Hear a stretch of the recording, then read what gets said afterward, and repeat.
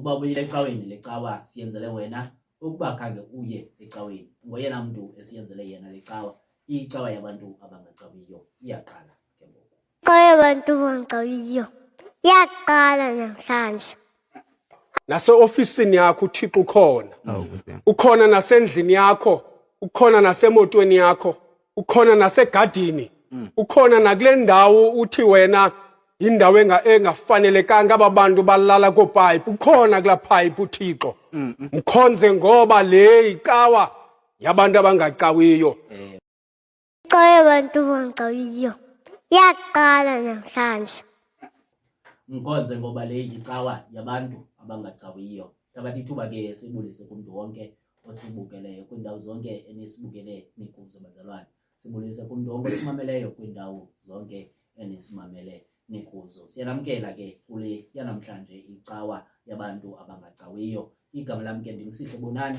andihambi ndedwa nalo mkhonzi bawo masibulise koomama otata obhuti nakosisi nakuye wonke umntu osibukeleyo ngale njikayelanga yanamhlanje ngelihle lomvukelo wethu uKristu amen igama lam ke ndingu-Anele wakamnguni sithemba ukuthi sohlala de ibelela ixesha lethu lokuphuma bawo masivule inkonzo yethu yanamhlanje masithandazeni ke yisewe inkosi yethu nguYesu Kristu Thixo olawula ezulwini Thixo olawula emhlabeni Thixo olawula phansi kwamanzi Thixo olawula izitho zonke Thixo wethu Thixo Thixo namandla amakhulu nakuzinambuzane Thixo wethu Thixo nakuthi bantu Thixo wethu Thixo okwazi ukufukama phezu kwamanzi Thixo wethu olungileyo uthethe ngelizwi Thixo wethu olungileyo kubekho into Thixo namandla amakhulu Thixo wethu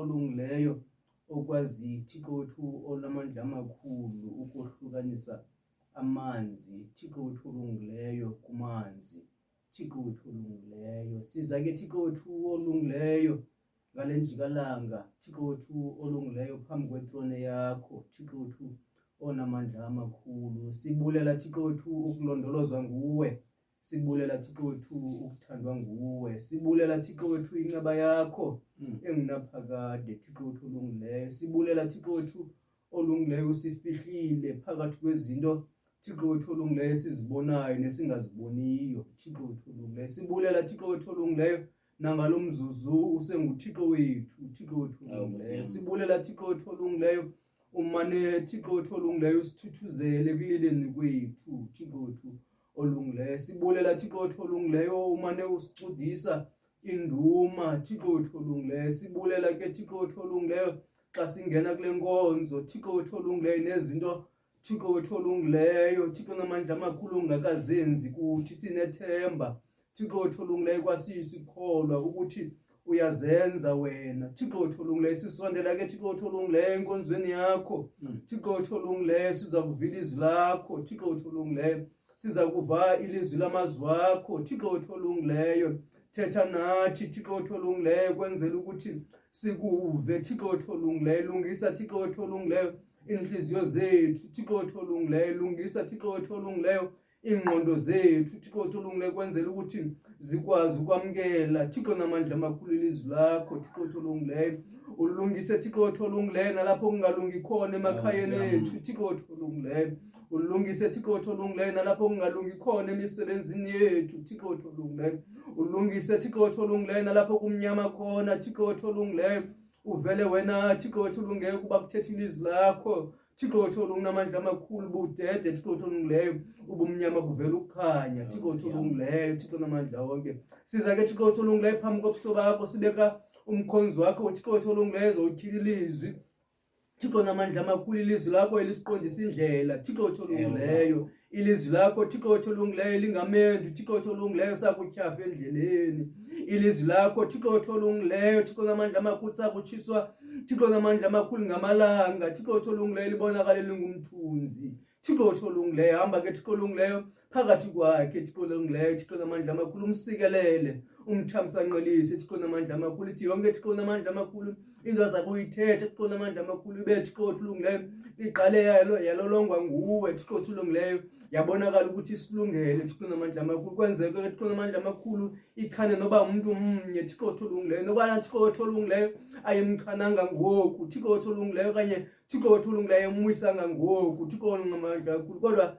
ikuxesha elizayo kwiminyaka ezayo Thixo namandla amakhulu akhumbule kanene ngomhlothile Thixo olungileyo kwakhe kwathethwa amazwi athile Thixo olungileyo kwenzela ukuthi Thixo olungileyo ilizwi Thixo olungileyo lithethwayo ukuthi alibuyeli kuwe lilambatha lizale isekise Thixo olungileyo Thixo namandla amakhulu kwenzela ukuthi Thixo namandla amakhulu nokuba nakuguquke umuntu omnye wethu Thixo olungileyo ngelizwi lakhe Thixo namandla amakhulu kanye ngelizwi lakho Thixo olungileyo ingelosi Thixo namandla amakhulu zibe nokuvuya sigcobe Thixo olungileyo siyakuthandaza ke Thixo olungileyo sikuthembile ukuthi uyazenza ngoKristu Nkosi yethu amen. Baba wethu osezulwini mani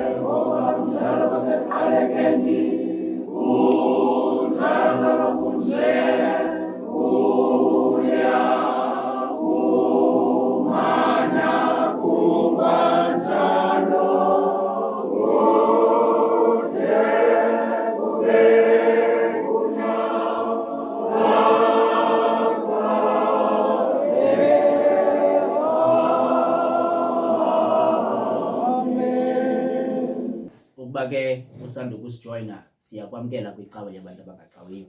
Ufika ke xa sisanda ukuyivula ngomthandazo le yanamhlanje icawa yabantu abangacawiyo. Ukuba ke awukanikeli sisondela kuwe ke sicela nje umnikelo. nikelo wethu ke awusokolisi kakhulu, sicela ukuba ukasubscribe ucofe usubscribe, ukuba ke usubscribe okanye noba ukasubscribe uba uyakholwa ile nkqubo ucofe ulike. Ungalibali ke noko ukuthi ucofe ushare ukwenzele abanye abantu ocinga into yokuba bangayithanda le nkqubo uba bayibone nabo bayibukele nje ngawe.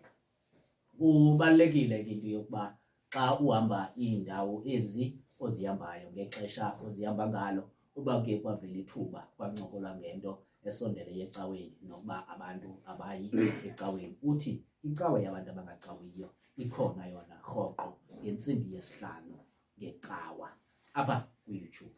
Bawo abantu ke bazawuya ngoku okanye balinde ukuya emazweni, ze basilinde phi? Bawo kukho into engakhange indilalise iveki yonke. Veki yonke ba usuka kule veki pheleyo. Usuka kule veki pheleyo bawo. Usukhwaza kaloku. Hayi ushawu. Bawo kuthiwe manikwaze bawo. Ngokuthengisa invoice. Hayi ushawu. Invoice yam bawo mani isezantsi ngoku ngento ndingakwaziyo bawo wathi ndiyashawuta bawo. Ayushawuta. Abangathi ndiyashawuta bawo kodwa nawunyamezela mani ukushawutwa ndim. Masibulele kumntu ukomentileyo. Dala ndimchazele kuthiwa akaviwe. Nawunyamezela ushawutwa ndim mani. Abantu bazosilinde. Bawo sicela abantu basilinde. Yazishawuta lokhozi. Sicela abantu basilinde kule ncwadi uMagalati esihlanu ivesi ngu-16 kwincwadi yamaGalati isihlanu ivesi ngu-16 emveni ke kwale ingoma. Bawo ndiyakhwaza.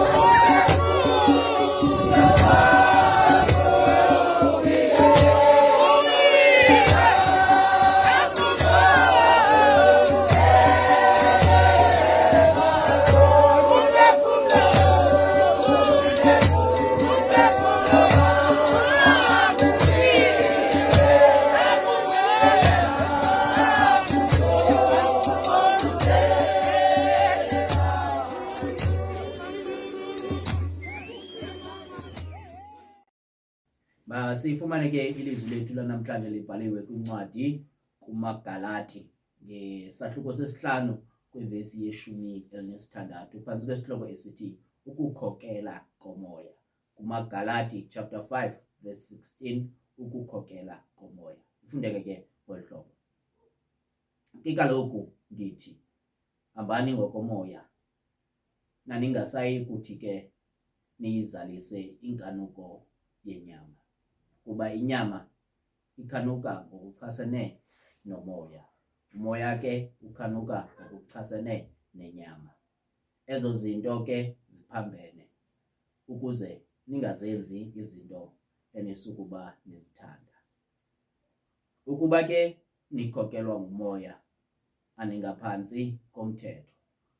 Iyabonakala ke yona imisebenzi yenyama eyile: uqeqezo, umbulo, ukungcola, uburheletyo, ukubusa kwezithixo, ukukhafula, intiyo, inkani, amakhwele, imisindo, amayelenqe, imbambaniso, izahlukano, oomona, okubulala, okunxila iintywala nezinto ezinjengezo, endanixelelayo ngenxa engaphambili, njengokuba besendinixelele kade, ukuba abazenzayo ezi zinto zinjalo abayi kubudla ilifa obukumkani bukaThixo.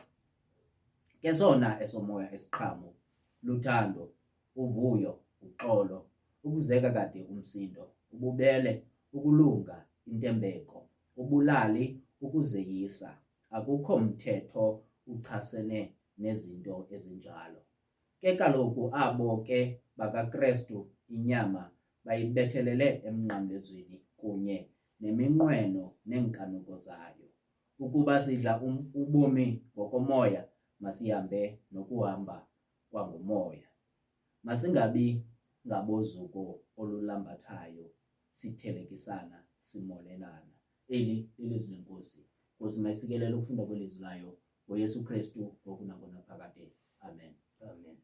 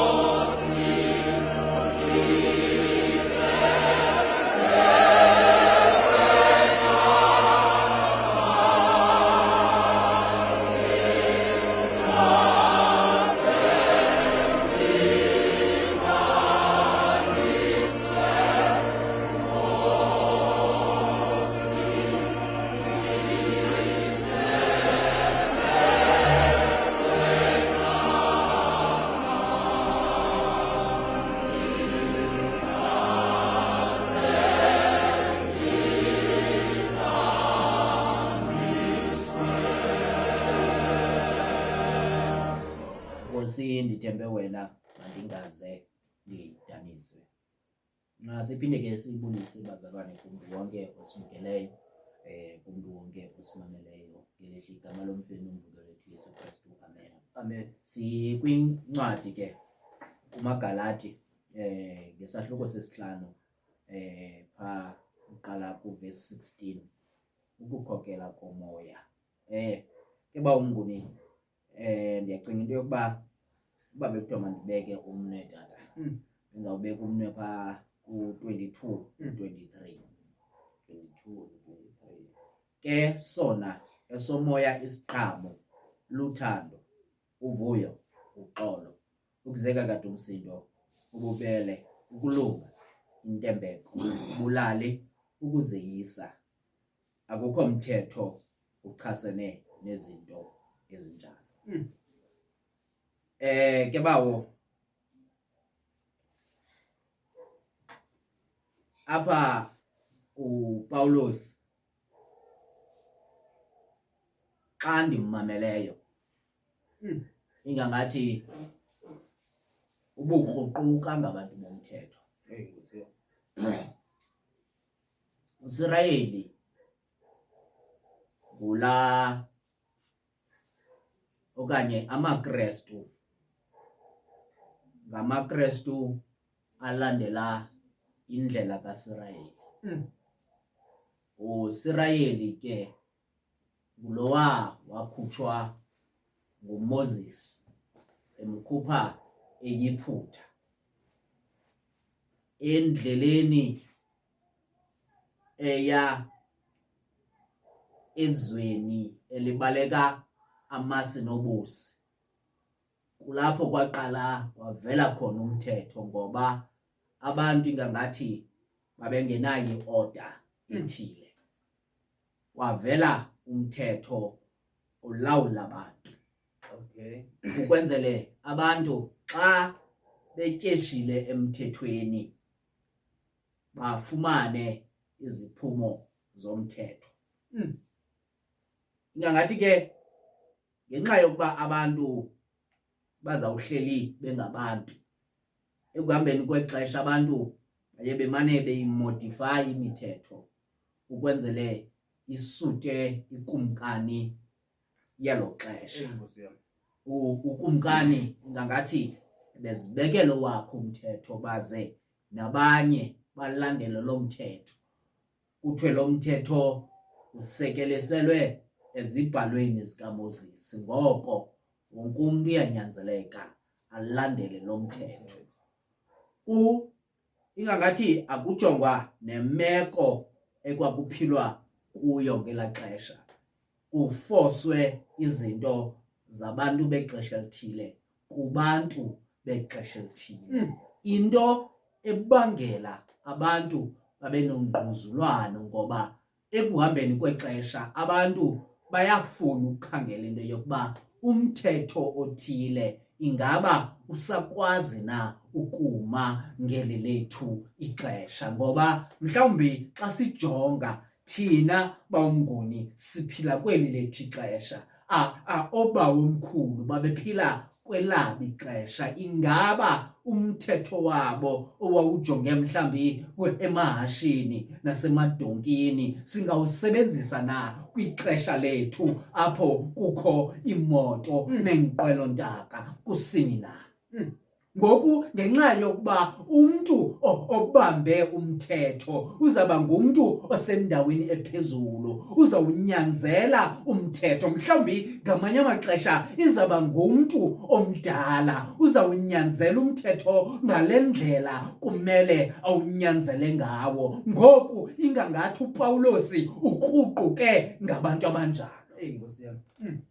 Ingathi uPawulosi ukruquke ngabantu kuthi xa kusenzeka into noba kusecaweni akhangela into yokuba iconstitution yecawa zange itsho kwasekuqaleni. Mhlawumbi ukuba kuthetha into entsha afuna ukubuyela into yokuba thina ngoku sasisungule ibandla, sasithe into ethile ayizukwenzeka ngale ndlela, okanye sasithe into ethile iza kwenzeka ngale ndlela, ngoko asizukuxelelwa ngabantwana okanye ngoko asizuqalelwa ngabantu abafuna ukutshintsha indlela esenza ngayo enkonzweni yethu. Umthetho ubangela abantu bangquzulane, abanye benza izinto kuba besithi ayibhalwanga le nto kumthetho wecawa, ngoko andenzi into iphumileyo emthethweni. Bantwana bahle bakaThixo, kukangaphi sidibana nabantu abakwazi ukuqhatha lo wethu umthetho ngenxa yokuba into ethile ibhalwe ngendlela engavakaliyo ncam kwi-constitution yelizwe, athi mna ndiyifunde ngale ndlela, ngoko umthetho kusenokwenzeka into yokuba uyandivumela. Bantwana bahle bakaThixo, yile nto ibangela into yokuba abantu abakwazi ukucikoza, bakwazi ukugoba umthetho usebenzele bona. Abantu abangamathintitha nabantu abangamayilo bahleli nje bafumana isabhokhwe ngenxa yokuba abakwazi ukuwucalula umthetho, ingangathi uPawulosi ukruquke ngabo bantu apha. Enkosi yami.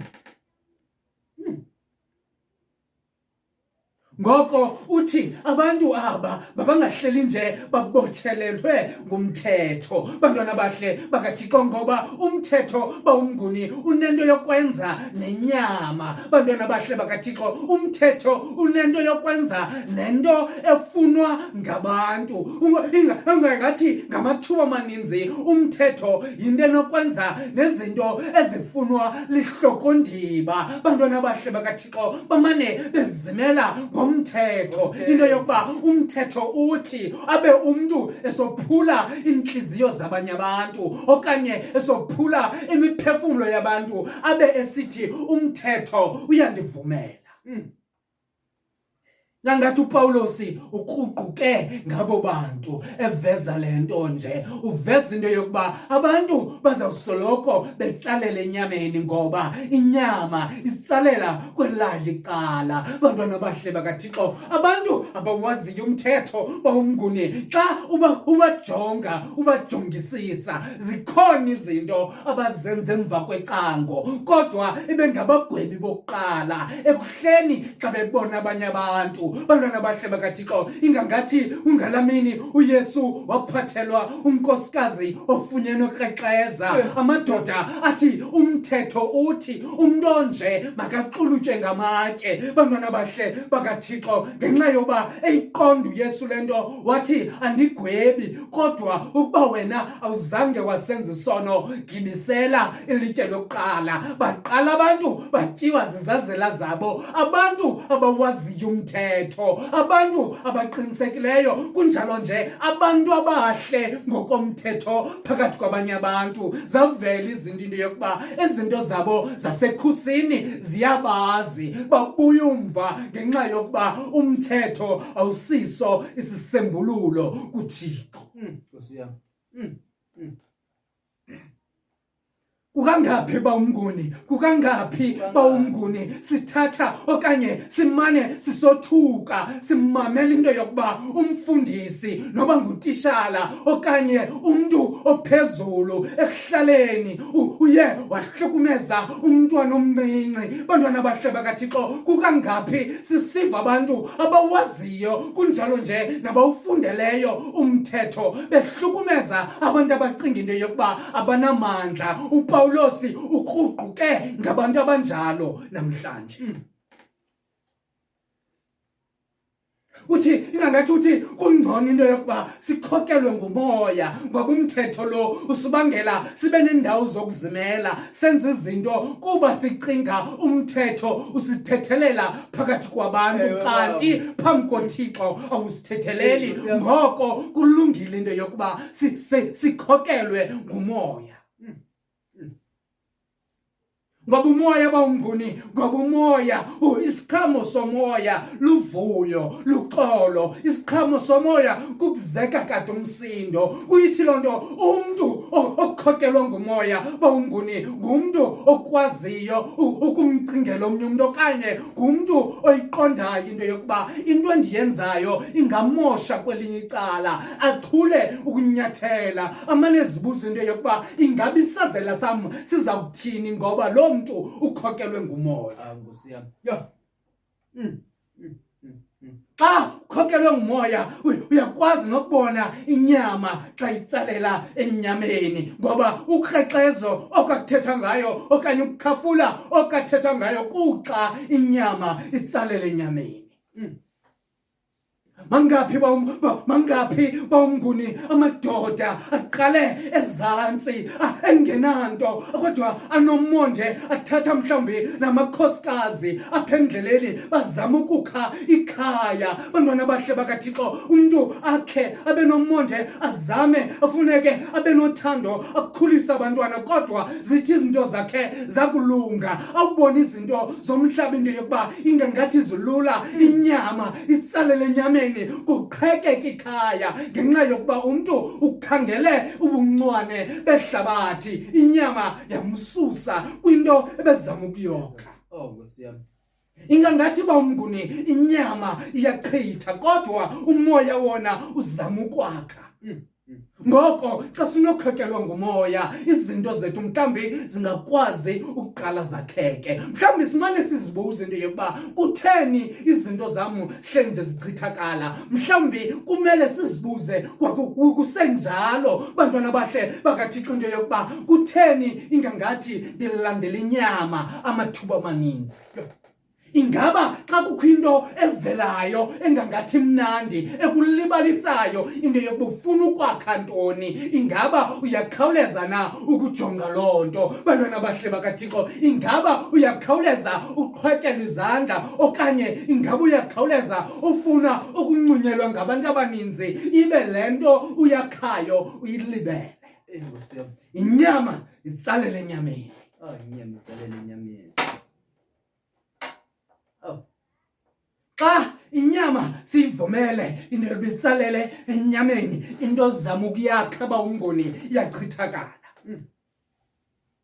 Kodwa xa usebenzisa izinto zikamoya okanye izinto ezinomoya phakathi nomthetho awuphikisani nazo. Awukho umthetho othi uzungabathanda abantu, awukho umthetho okanye okuphikisayo xa usithi mna ndiyavuya ngenxa yegama likaThixo. Nomthetho awukwazi ugqitha kwizinto zikamoya, kodwa inyama yawuphula umthetho. Yawuphula umthetho. ngoYesu Kristu ngoku nangonaphakade. Amen.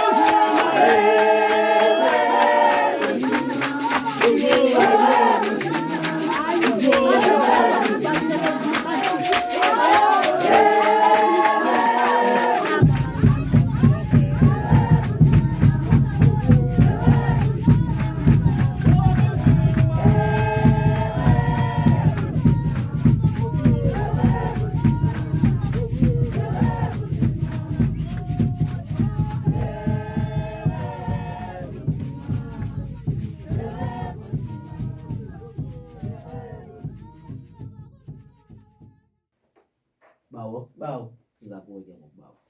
Bawo manje ndiphinde ndibulise kakhona mani kuye wonke umuntu osasibukeleyo ngale mina namhlanje ndikwatsho kananjalo ndithi ungalibali ukucofa alaqhosha lika subscribe kwenzela ukuthi le nkonzo ibheke nakasochangane bawo apho thina singakwazi ukufikelela khona.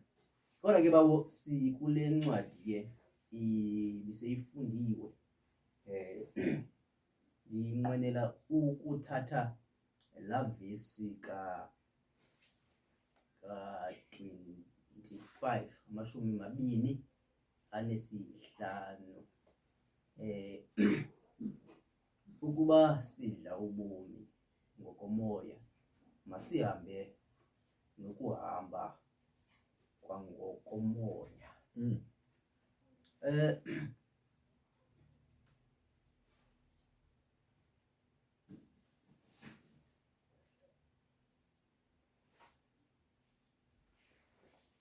Ukuba sidla ubomi ngokomoya masihambe nokuhamba kwangokomoya. Umoya mosi ngulo ungabonakaliyo Tata. kodwa ihambo yona Tata. sihamba apha emhlabeni, so sihamba physical. Iziqhamo ke zizo ezizawukwazi ukubonakala okanye ukubonakalisa ukuba thini lo muntu uhamba okanye udla umoya oyingcwele. Iziqhamo zona ilezizo ezibonakalayo phakathi kwabantu. Kunyanzeleka ke sibulale kuqala inyama. Nkosi yami. Kunyanzeleka ukuthi sibulale zonke izinto ezithi sifuna ukusondela kuKristu kodwa zisuke zona zisitsalele umva, ngoba inyama nayo ifuna ukukungokwayo. Kodwa ukuba ke sidla umoya oyingcwele Nkosi yami. neziqhamo izokuba zezikamoya oyingcwele. Iziqhamo ke sikulomthi umnye kodwa ziza kohluka zona. Tata. Ngoba uthi uPawulos apha iziqhamo ezi sizibona ngaza zinto azikhanganyileyo zifana nothando nezinye azikhanganyileyo phayana. Ngoba xa uhleli noKristu aqobe inyama, aqobe yonke into efunwa inyama emzimbeni, bantwana bahle bedinga uthi xa uhamba nokubana uyaganqeleka kwezo zinto zizofuna umhlawumbi ukuthi ubuyele kwizolo lakho okanye ubuyele lidakeni lakho, kodwa asuke umoya oyingcwele abe ngumkhala kuwe kwenzela ukuthi ungaphindi ubuyele apho. Kakade mosi sizalelwe esonweni, sikhawulelwe kwasesonweni kanjalo. Loo nto ithi siphila esonweni emzimbeneni. Eyona nto iyaziyo inyama sisono, kodwa wakufumana umoya oyingcwele, asuka umoya oyingcwele abe ngumkhala kuwe, kwenzela ukuthi uhamba phakathi kwaso isono. Bana labahle bethi ungonela ukuthi ndimamkele uYesu ndasindiswa. Bana labahle bethi kodwa inyawo lakho lona, bana labahle bethi umzimba wakho wona usesenyameni. Bana labahle bethi kodwa zonke izinto zisuke ziqhotywe kuwe, inkanuko. Bana labahle bethi ukuzeka kade umsindo isuke ibe zizinto eziphumayo. Nangona abantu bebekwazi ukuthi ungumuntu okhawulezayo ukuba nomsindo, kodwa wakufika umoya oyingcwele. Bana labahle bethi okanye wakudla. Bana labahle bethi umoya. Bana labahle bethi iziqhamo ezi ziyabonakala. Bana labahle bethi zibonakala ehambeni yakho. Umhlambi bana labahle bethi abantu bebekwazi ubona uhleli unje, kodwa wakuhlangana nendoda equleni. Uthi ungena bana labahle bethi elokishini apho uhlala khona, basuke bathi abantu asifuni nokubana uyobona lo muntu uhlangene naye, sibona apha kuwe ngoba ihambo yakho iyakudiza. Eyona nto uyiyo ingxaki yethu thina bana labahle bethi sisike sifune ukuyikhwaza lento. Bana labahle bethi okanye sike sifune ukuyinxiba emzimbeni. Bana labahle bethi sifune ukubonwa ngabantu. Bana labahle bethi kodwa ihambo yethu yona isuke yona isikhuphe kwelinye icala. Bana labahle bethi ngoba umoya oyingcwele akakayiqhobi inyama. Bana labahle bethi umhlambi zonke izinto zisuke zibekwe phambi kwakho. Athi uPawulos bana labahle bethi zikhona zonke izinto. Bana labahle bethi kodwa azindifanelanga zonke. Bana labahle bethi ube nento yokuthi ukwazi ukuthi hayi ezintweni ezibekwayo kuwe. Bana labahle bethi uthi xa kuthethwa umhlambi kakubi ngomuntu usuke ukwazi ukunqanda wena. Bana labahle bethi ngoba uqale waqhotywa inyama. Le nto bazalwane ifuneka kuqala sikwazi ukuzoyisa thina. Bana labahle bethi ukwazi ukulwa nawe. Bana labahle bethi ukwazi ukudilishana. Bana labahle bethi nezinto umhlambi ubuzenza ekhusini. Bana labahle bethi umhlambi ubufuna ukungabonwa ngabazalwane bakho, ukwazi ukuqhoba zona kuqala. Bana labahle bethi asuke uYesu aziguqule, okanye bana labahle bethi azijongise phezulu itafile, ithi ihambo yakho ibingacaci. Ungangathi unxibe imbadada awucaci nokuba ubheka phambili okanye ukuyumva. Asuke uYesu wakungena empilweni yakho, itshintshe ihambo yakho, ubonakale ngoku ukuthi lo muntu ubheka kwelicala, ube ngumuntu one-direction. Nkosi yami, ngoba uqale kwaqoqa inyama. Akululanga ke ukuqotywa kwenyama ngoba uyekisa izinto ubukade uqhele nazo. Nkosi yami, uyeka bamahle bethi izinto umhlambi ubusithi bethi le nzondo ndizale nayo. Balahle bethi utatomkhulu kadwadobawo kamalume wayezalwe enje. Balahle bethi le nto isemnombeni wasekhaya, kodwa yakuqotywa inyama. Balahle bethi yakuqotywa inyama. Balahle bethi usuke bathi abantu bebekwazi ukuthi balahle bethi ukubana simcofe apha. Balahle bethi uzawuphuma kwalaqala. Balahle bethi ngoba lento isegazini kuye, kodwa balahle bethi yakuqotywa inyama. Balahle bethi uguquka ukuthetha, uguquka ukwenza, uguquka ukuhamba ngoba iqale yaqotywa inyama. Masivumeni ke bazalwane, masivumeni ukuqotywa inyama.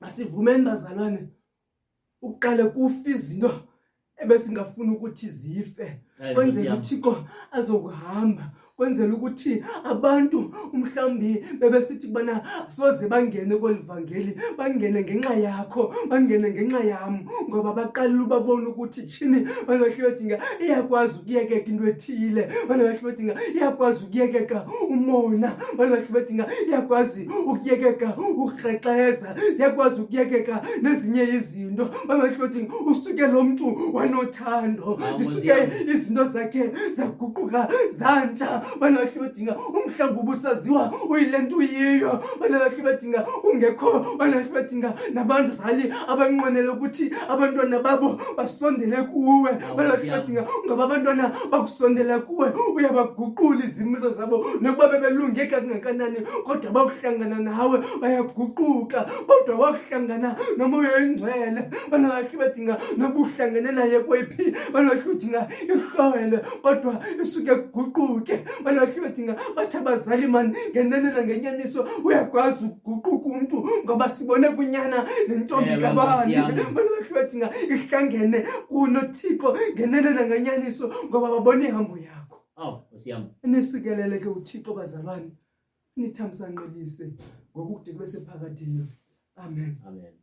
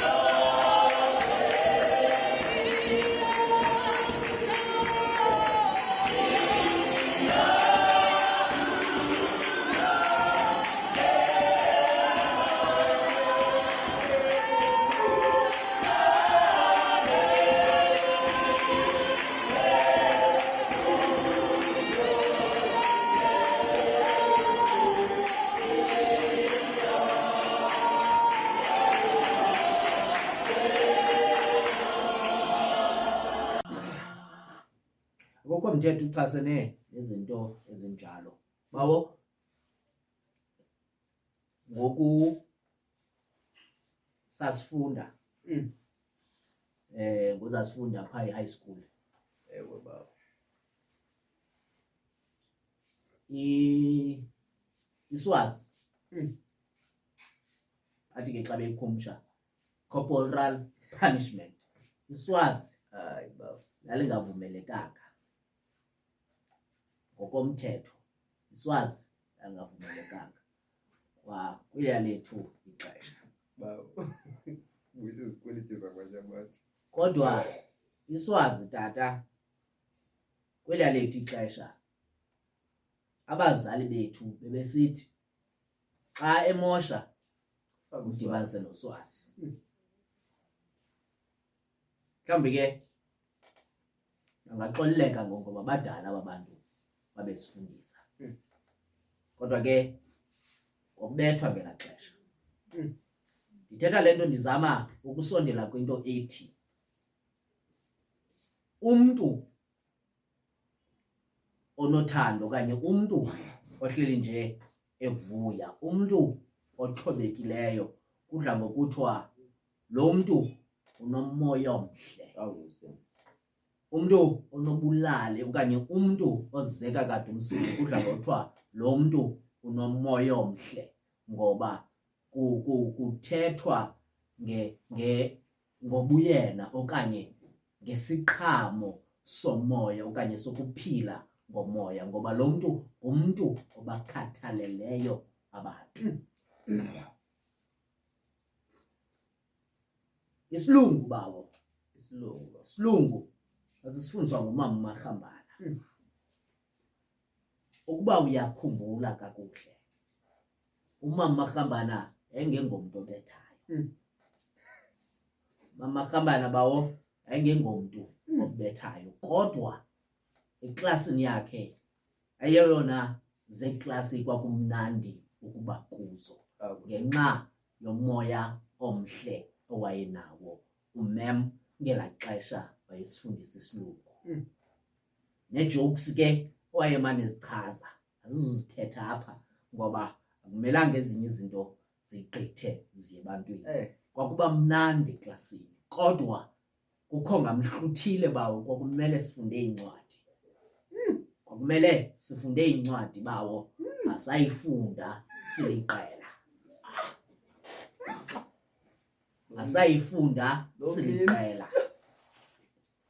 Kodwa ekungafundeni kwethu umem ayinomsindo kunjalo nje sasikubona apha ebusweni into yokuba akathandanga. Ungathandi kwakhe kwahlaba kuthi entliziyweni. Uba uyayiqonda ke bawo abafundi kunjalo nje nathi ngelaa xesha zasingakhathali kakhulu into yokuba umntu omdala okanye utishala uziva njani kodwa ukuba nomsindo kamem ngalamini ngenxa yomoya awayenawo wahlaba kuthi ngaphakathi thina ngoba wathi eyothatha iswazi wama wathi ukuba ufuna uphuma ungaphuma. Ekubeni ke bawo ngaphambili ayikhe athethwa loo mazwi saphuma bawo kodwa ngale mini sixelele into yokuba ukuba ufuna uphuma ungaphuma wabe umnyango uvuliwe bawo. Kwangadingi nokuba kubekho umntu omakavuliletshe aphume ngomnyango.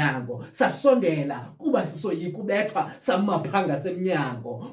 Kwamane ke wasiqalela ke nje ngobhuti omdala umdekazi wayapha wabe umem wavuthululwa ngelo xesha avuthulula ngayo. Sasinayo nento ethi azigqithi ngapha kotli bawo kodwa umem wagqitha ngapha kwaloo nto. Kunjalo nje zange simphikise ngenxa yokuba siyayiqonda into yokuba umoya omhle kamem siwaphulile ngoko nokuba yintoni ipunishment asinika yona siyayamkela. Ndizama ukuthi ke bawumnguni abantu abakhokela ngomoya omhle ngamanye amathuba izinto abazisebantwini nokuba mhlambi iyipunishment ethena abantu bayakwazi ukuyithatha ngoba bayaqonda into yokuba umoya walo mntu uhleli nje uzama ukukhulisa le nto ibonakalayo apha. Thina bawumnguni ngela xesha zasingazazi into yokuba ipotential yethu ingakanani kodwa la mama yena wayeyiqonda into yokuba abantwana mhlambi kudingwa bona emakhayeni abo wasizama ngobubele nothando kodwa thina yabasithi abamoshayo bantwana bahle bakaThixo. Loo nto yabonakala kunjalo nje nathi sayiqonda into yokuba simoshe umntu ebekumele singamoshi. Bantwana bahle bakaThixo izama ukuthi bawumnguni abantu abanomoya omhle bayakwazi ukuzakha izinto sele zingaziqondi zona into yokuba ziyakhiwa. Bantwana bahle bakaThixo ndiyacinga into yokuba kungalamini apho saqondayo into yokuba xa sinikiwe umsebenzi kumele siwenze ngoba umntu omhle siyakwazi ukummosha ngezenzo zethu eziphume ecaleni. Xa unomoya omhle abantu bazilungela ngokwabo bawumnguni. Azange nangalamini sikhwazwe kakhulu okanye sixelelwe kakhulu. Ngemini elandelayo safika sesilungile kunjalo nje sesifundile sabe sesiyiqonda nokuyiqonda le nto kumele siyifunde ngenxa yokuba umntu onomoya omhle uyakwazi ukubokha abantu.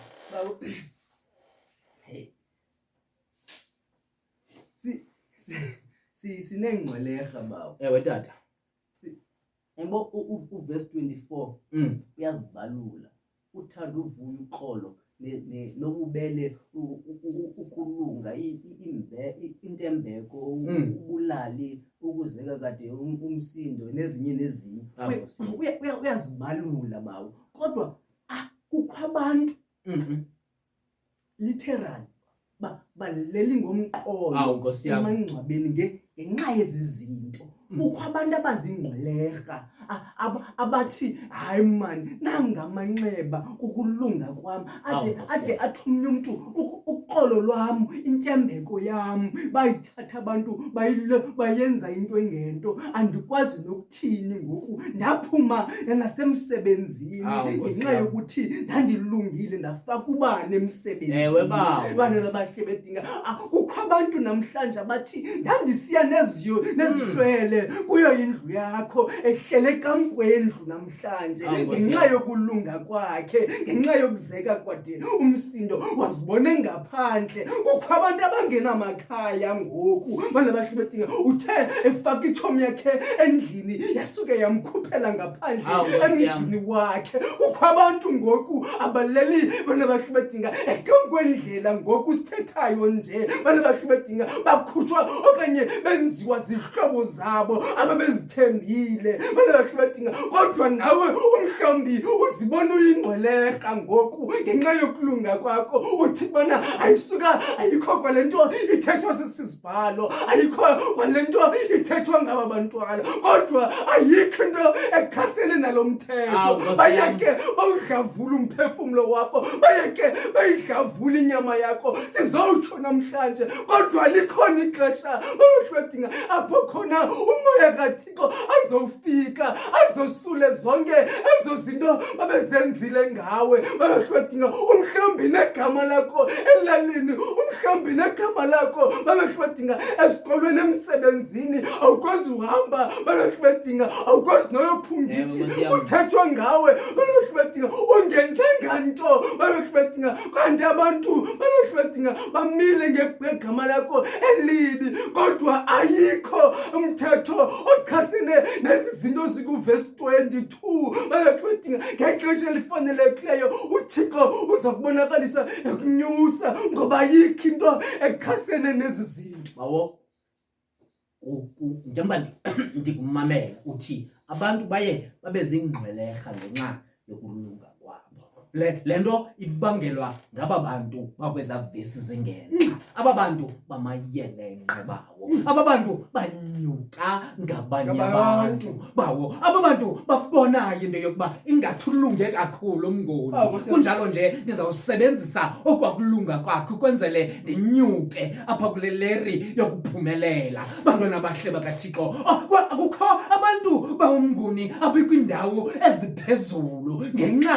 yokuba bakhele amayelenqe abanye abantu kukho abantu abahleli ezihlalweni bangonwabanga ngoba bayazazi bafike njani umuntu uhleli nje unengcwangu ujonge wonke umuntu kube cinga abanye abantu bafana naye ethi uhleli nje ujonge into yokuba ngubani ofuna ukumbhukuqa ngoba uyayazi ngoku ehleli kwindawo ephezulu njengoba ezenza ingathi ngumuntu owaziyo umthetho ehleli kulaa ndawo kungenxa yokuba unyathele emagxeni abantu kunjalo nje ekunyatheleni kwabo wabadodobalisela phantsi kunjalo nje ngamanye amathuba wade wabanyelisa ukwenzele bangamsusi kulaa ndawo akuyo ngoku lo mntu lowo akonwabanga ngoba uyayazi into yokuba le nto ayenzileyo ebantwini izawuphinda ibuyele kuye bantwana bahle bakaThixo mhlawumbi bawumnguni ithi loo nto zesizigade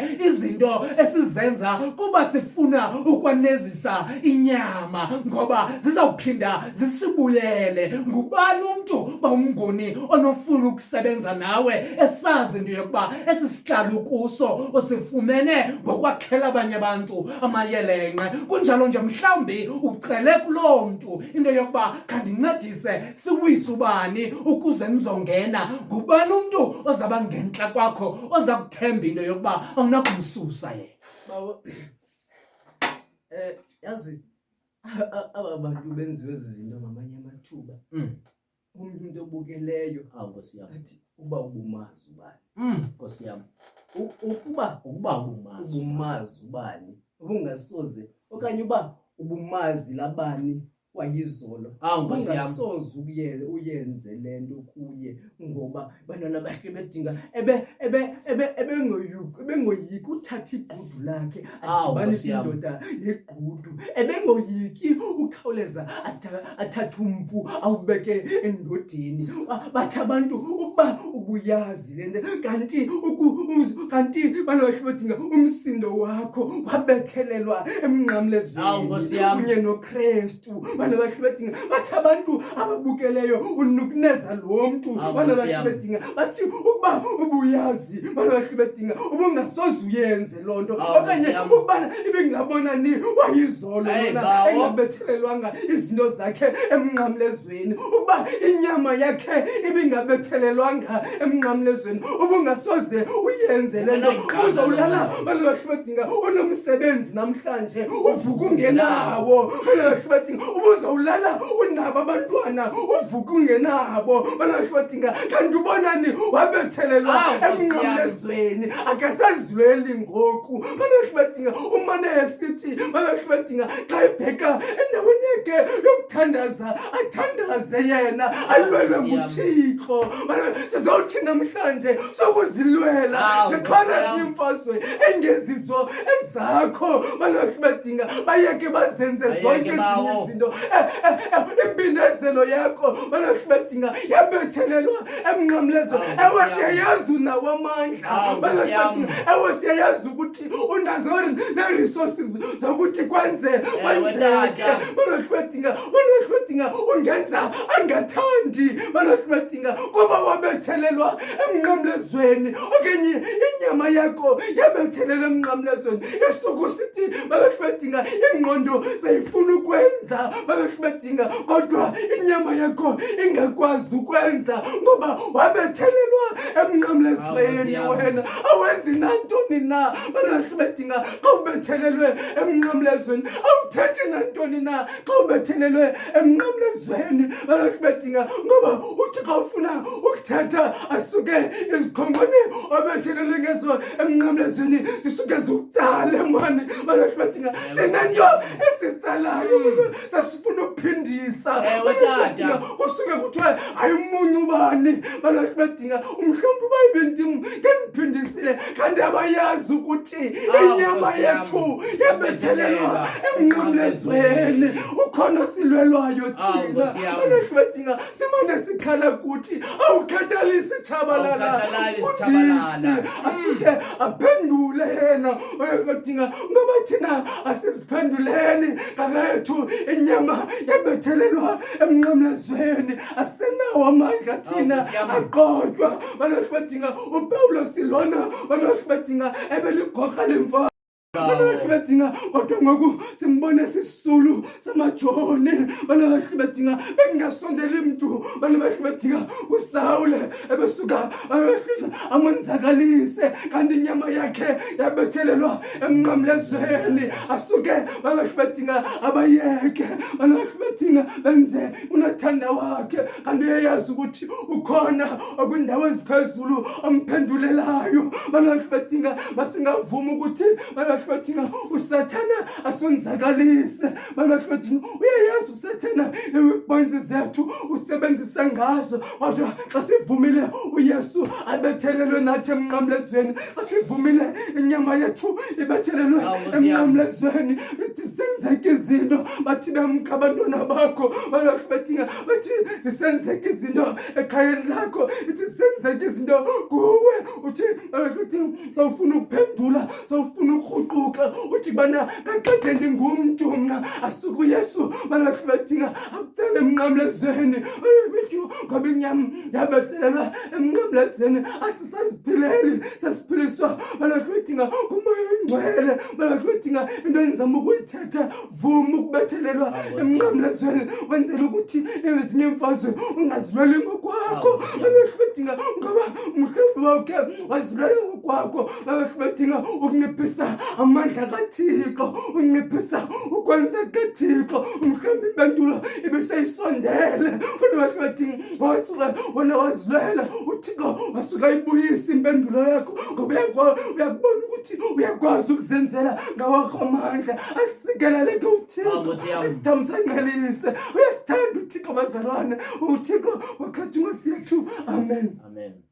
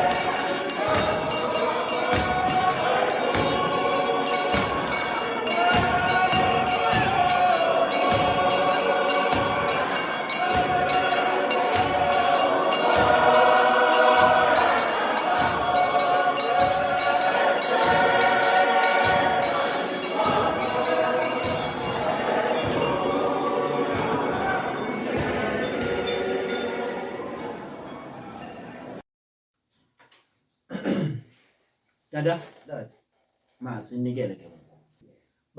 Bawo umuntu ongekanikeli okanye umuntu ongeka subscribe uba uyaqala ke udibana nale nkqubo le yethu sicela usubscribe okanye kudala ke uyibukela qha awukaqondi ubana kwenza njani sicela ucofe usubscribe khona iqhotha ke elibhalwe subscribe phayana. Uba uyayithanda ke inkqubo yethu sicela ucofe ulike ungakhomenta nokukhomenta ke uthi ndakubetha uchaza ubana loo nto unqwenela ukuthi siyenze uba isemandleni ethu hayi ke sizawuzama ukuyenza kodwa uba ingapha kwamandla ethu zayithumela ke kungaphezulu akwenzele yona. Ungayisherisha ke ku-platform ofumaneka kuzo ingangu-WhatsApp, ingangu-X, ingangu-TikTok no-Facebook nezinye ke ngezinye iiplatform ofumana kuzo kwenzela ukuthi le nto yethu ikhule. Kwindawo ke ohamba kuzo kwindawo ohamba kuzo, ezibhasini, eziteksini, erenkini, naphayana ezikharavenini kulaa ndawo kutyiwa kuyo. Ungatsho ukuthi icawa yabantu abangacawiyo ikhona ku-YouTube ngentsimbi yesihlanu, ibhekela hlobo ngamzalwane ubonane. Ngamanye amathuba ke uyawumane umbhaqa ehamba nawo bawo masesivala. Sevele Nkosi yethu Yesu Kristu, uthando lukaThixo nobudlelwane bomoya oyingcwele bungahlala kuthi sonke. Idibuye inkosi ngoku nangona phakade. Amen. Amen. Amen. Amen. Amen. Amen. Amen. Amen.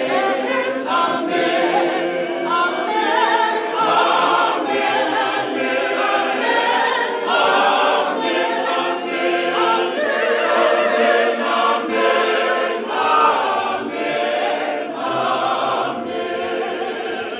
Ukuba ubuyile ecaweni lecawa besiyenzele wena, ukuba khange uye ecaweni uyena mntu ebesiyenzele yena lecawa, ukuba ke ubukunye noba ukhiva phaa kwitho nawe lecawa besiyenzele wena, ukuba ke useteksini, ukuba uko-pipe, kuyo yonke indawo osibukele ukuyo lecawa besiyenzele wena. Masibulele bazalwane kukuba niye nasibukela, niye nasimamela kwindawo zonke, niye nasibukela nasimamela nikuzo. Ibiyicawa yabantu abangacawiyo le, igama lam uSihle Bonani, bendihambi ndedwa, ndihamba no-Anele wakwaMnguni.